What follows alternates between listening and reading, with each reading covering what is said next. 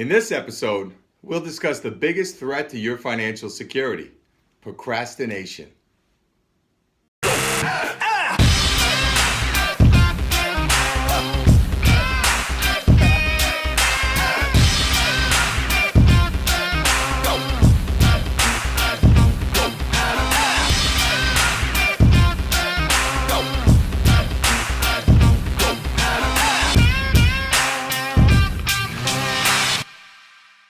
Hey everybody, I'm Mike Desepoli, and this is episode 21 of the Ask the Advisor show.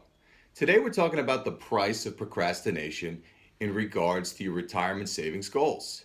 Last week, if you tuned in for episode 20, we talked about how small changes can have a big impact on your financial future.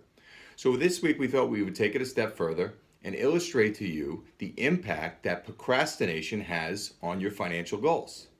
Look, we're all guilty of procrastination at one time or another. We all have tasks that we need to get done, but it just feels good to push it off until tomorrow or next week or next month.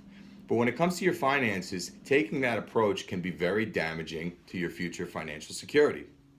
But it's a lot easier for me to just tell you that than put it into the numbers. So we decided to break it down and show you the true impact of procrastination.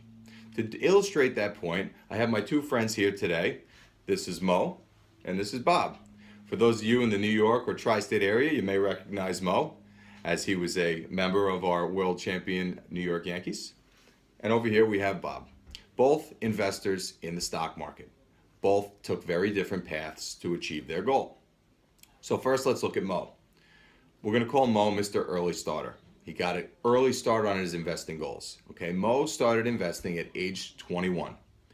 He started to invest $3,000 per year, and he did this every year until age 30. So by the time he was 30, he had contributed $30,000 of his own money into the stock market. After that, Mo stopped contributing to his retirement savings account, and he just allowed that money to stay in the market and grow. And we're going to assume that Mo's money earned 8% per year from age 21 all the way up to age 65. Now let's take a look at Bob. Okay, Bob was not able to start investing at age 21. He was still in school, building himself up towards his career. As you see, he looks great in his little suit with his briefcase and newspaper. So while Mo started at age 21 investing, Bob unfortunately was not able to start until age 31. At age 31, Bob started with the same strategy that Mo had. He started putting $3,000 per year, but he did it all the way up to age 65. So again, just to break down the differences, Mo, $3,000 a year from age 21 to age 30, 10 years. Bob, $3,000 per year from age 31 to age 65, 35 years, okay? So with the true out-of-pocket differences, Mo contributed $30,000 of his own money. Bob contributed $105,000 of his own money. They're both in the same stock market, and they're both earning the same 8% per year. So if I asked you which person, Bob or Mo, do you think ended up with more money at the end of age 65?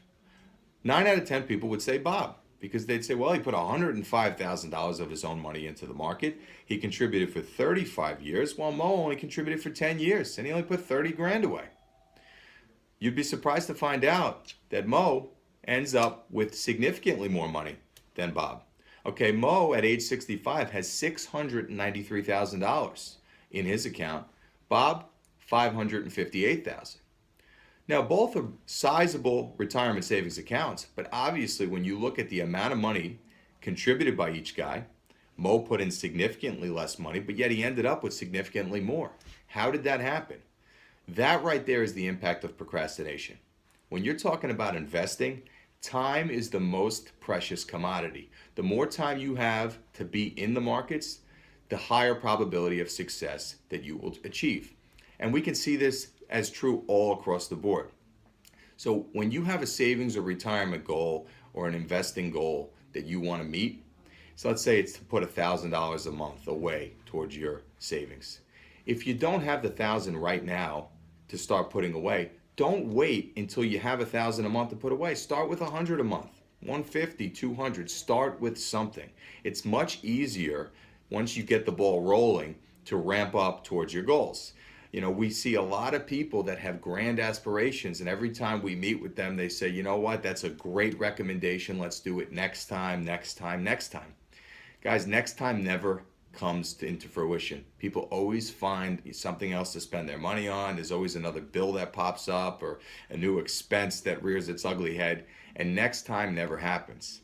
And as we know, time just keeps slipping away from us. And next thing you know, you're in your 60s, you really haven't even started your retirement savings, and your, future prospects of retiring at a young age and enjoying your retirement are very grim.